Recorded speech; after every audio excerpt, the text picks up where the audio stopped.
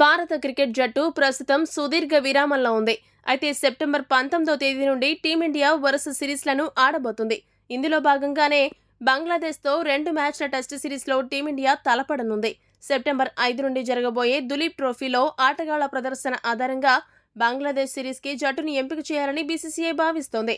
ఇదిలా ఉంటే బంగ్లాతో టెస్ట్ సిరీస్కు భారత జట్టు ఎంపికలో కొంతమంది ఆటగాళ్ల విషయం బీసీసీఐ సెలక్షన్ కమిటీకి పెద్ద తలనొప్పిగా మారింది. ముఖ్యంగా ఫాస్ట్ బౌలర్లను ఎంపిక చేయడంలో భారత సెలెక్టర్లు మల్లగుల్లాలు పడుతున్నట్టు వార్తలొస్తున్నాయి. అందుకు కారణాలు కూడా లేకపోలేదు. టీమిండియా స్టార్ బౌలర్ బూమ్రా వ్యక్తిగత కారణాల దృష్ట్యా ఈ సిరీస్కి అందుబాటులో ఉండడం లేదు. అదే సమయంలో మరో కీలక fast bowler Mohammed Shami fitness పై ఇంకా ఎటువంటి క్లారిటీ లేదు. అతడు ఫిట్నెస్ సాధించని కారణంగా ఈ సిరీస్కు దూరంగా ఉన్నాడు. దీంతో వారి స్థానంలో ఎవరిని ఎంపిక చేయాలో అర్థం కాక బీసీసీఐ తలపట్టుకుంది. ఈ క్రమంలో బంగ్లాతో టెస్టుల్లో భారత పేస్ అటాక్ను మహమ్మద్ సిరాజ్ ముందుండి నడిపించనున్నాడు. అయితే సిరాజ్తో కలిసి ఎవరు బంతిని పంచుకుంటారన్నది ఇప్పుడు పెద్ద సమస్యగా నిలిచింది.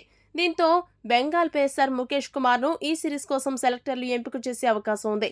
అతడితో పాటు మరో బెంగాల్ పేసర్ ఆకాష్ దీప్ కూడా ఛాన్స్ దక్కే అవకాశాలు ఎక్కువగా కనిపిస్తున్నాయి.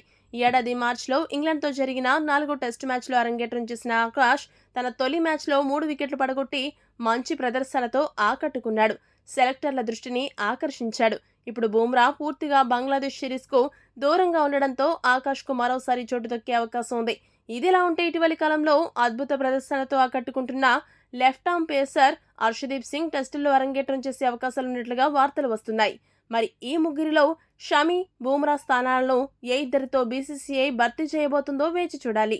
ఈ వీడియో కనుక మీకు నచ్చినట్టయితే లైక్, షేర్, కామెంట్ చేయండి. మరిన్ని స్పోర్ట్స్ అప్డేట్స్ కోసం మా ఛానల్ని సబ్స్క్రైబ్ చేసుకోండి.